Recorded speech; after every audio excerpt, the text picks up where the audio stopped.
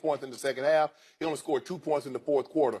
But without his second quarter, the fourth quarter does not even matter. He had those 2 threes, Skip, and then he had that monster flush that energized it. And remember, Skip, he played some great defense on KD in that sequence. He picked his pockets clean at the top of the key. He got a deflection, Grit to lay the ball up. They came, he dished it off to Chris Paul and got him going. Now, Chris Paul tagged along, but James Harden had 15 points. He had 24 first-half points. He only had 30. I get it. But you know what happened. They were down 9 to start the second quarter. If James Harden doesn't do what he does, that thing's about to get ugly. Like it got in game 3 when they ended up losing by 41. James Harden said, nah, not today. He said, y'all done, castigated say all these bad things about me, Skip. Got people thinking I can't play, I don't show up in big games. Well, let me show you what I'm going to do. We got to stop this narrative. No, we don't have to. You got to stop the narrative that says, okay, well, he didn't do anything in the fourth quarter. Well, sometimes there are things that lead up to that. Because if you don't do certain things, you're not going to be in position. The fourth quarter is not going to matter. James Harden had a tremendous first half, awesome second quarter, which allowed them. Now, I thought they were out of it again come third quarter time because Golden State going another run. But, Skip, I think James Harden changed because if he'd have came up small again, that would have been real bad. He's still trying to dig out that avalanche that he got himself up on in Game 6 at home against the San Antonio Spurs. But last night will go a long way into rehabilitating that image. I thought he played. Did he play great? No. But I thought that second quarter in the first half allowed them to be close enough where they had to lead it to start the third, but put them in position, Skip Bayless, for them to do what they did. James Harden was phenomenal in the first half, and he did well. I will give you only one point that you just made, and it was your first point. You called it the monster flush, the posterizing of one Draymond Green. It was a spectacular, resounding statement that James Harden made for his basketball team because his bench flew off the bench. They were all just spinning with joy because it was shocking. I didn't know James Harden had that in him because he is a finesse driver of the basketball. James Harden didn't know he had that in him. It just happened, and it happened right in Draymond's face. And I thought Draymond had drawn a bead on getting a hand on ball, and he whiffed. He airballed the ball, and the ball got slammed right in his kisser.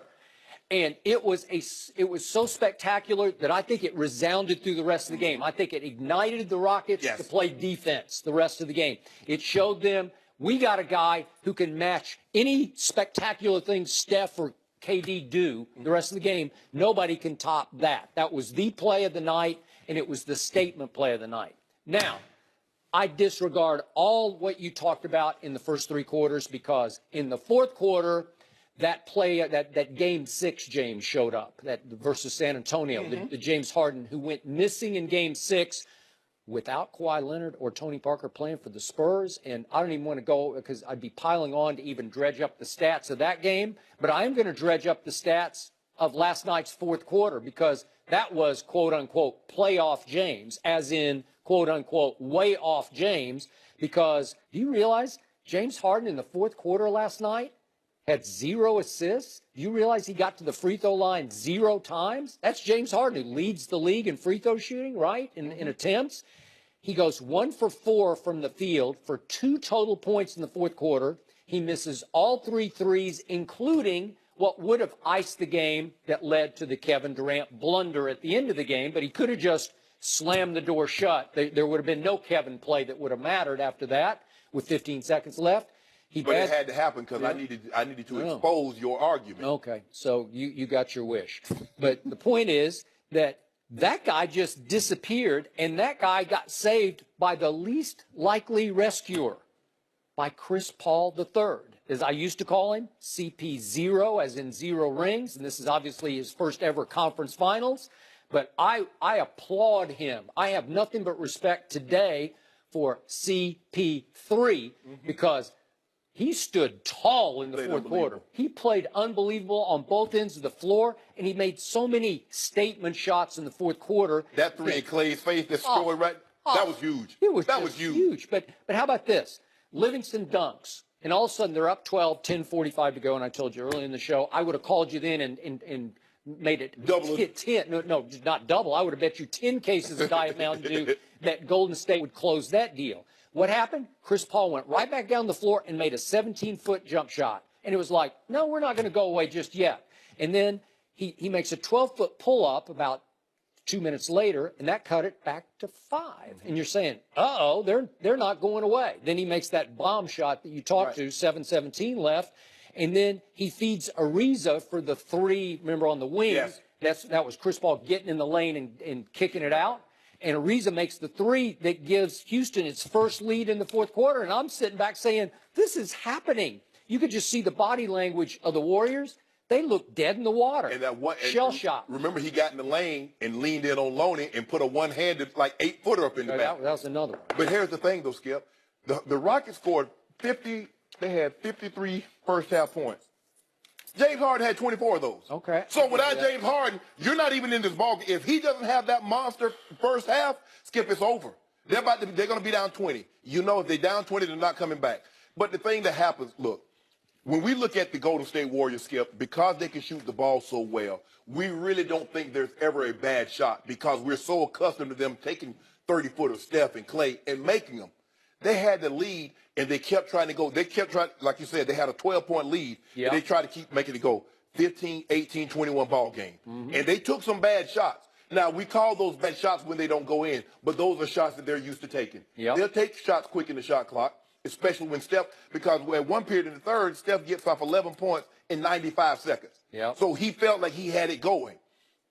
But that's what allowed Houston to stay around because they took some quick shots, some bad shots, and the next thing you know, a 12-point lead is now all of a sudden it's a 5. Chris Paul hits that 3. It's a 2. And the next thing you know, hold on, y'all ain't running high. We still see you. We see your tail lights. So now at 10:45, like you said, you're down 12. The building's going crazy. They're like, hold on, with 3 minutes, we right here. Uh-oh. And now all of a sudden, don't nobody want to shoot. Hey, you take a step. Now you take a KD. Here, let's pass this ball to Clay. Now, see, that's what you got to do with them, Skip. If you let Golden State, you let them jokers go running high in that crowd and they start, and no Steph Curry. Man, look at some point in time, I wish, you know what, if LeBron James would have ever hit a 3 and start shimmying up the court, man, people will kill him. Steph Curry gets a pass. I agree with that. Man, he shimmy it. He looking at his hand like, what happened? Ooh, left hand like a man. Come on. I agree. Yeah, he be out there. No.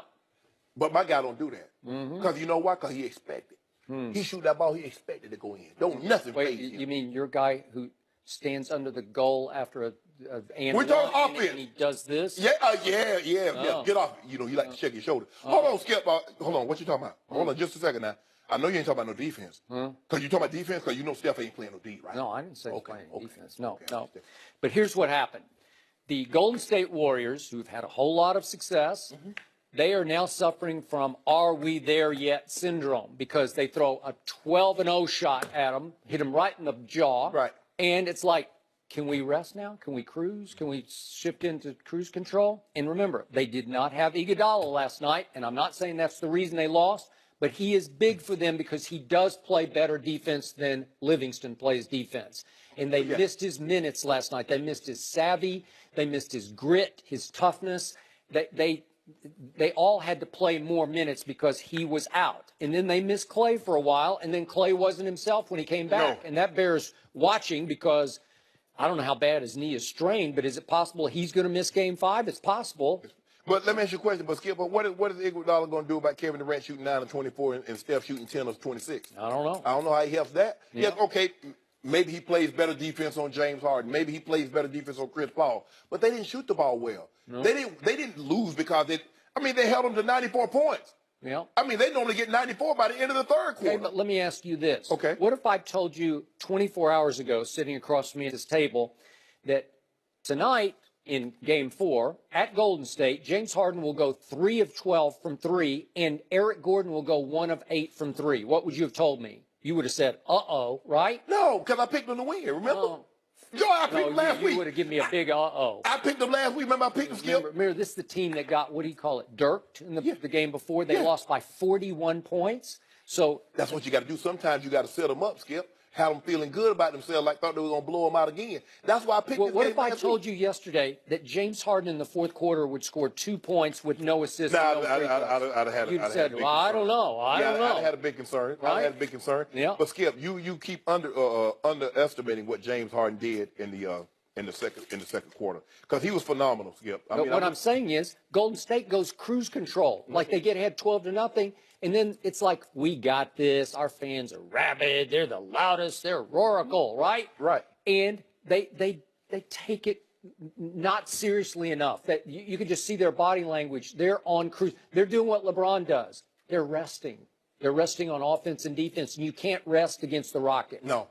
They're too mentally tough, and I never thought I'd say that about this Rockets team, but Chris Paul and P.J. Tucker and Mbah Moute have made them much physically, mentally tougher than they used to be. Oh, yeah, Tuck and Reza. Yeah. But the thing is, they kept Mbah Moute on the bench because I think D'Antoni realized, like, no, you costing us game. Mm-hmm. But Skip, if I would have told you, I said, okay, the Rockets are going to hold the Warriors to 39% from the field and 33% from the three-point line, you would say, you know what? They got a chance to win this game. Now, in game 3, Skip, they let them shoot 58%, 52%, and 40% from three. You're not beating Golden State doing that. No. You're going to let them shoot 50% from the field and 40% from the three-point line? You're not beating Golden State. But you can beat them with this. Now, do you expect them to, KD to shoot another 9 or 24 and Steph to shoot 10 or 26, Clay 4 or 13? Now, if that happens again, the Rockets can beat them again. Well, Chris Paul better play tall, stand tall. CP giving it to him. Yeah. Not going to put anything on tomorrow night? You might have to do a little. You like the Rockets? You need the Rockets. You need them badly. I don't need nothing. Trust me, you do. I just need that. I just need my guy to be healthy. You do not need Give him a Golden State for a fourth time. I need some rest. Yeah. Well, you better take care of your business. What should the NFL do about their national anthem?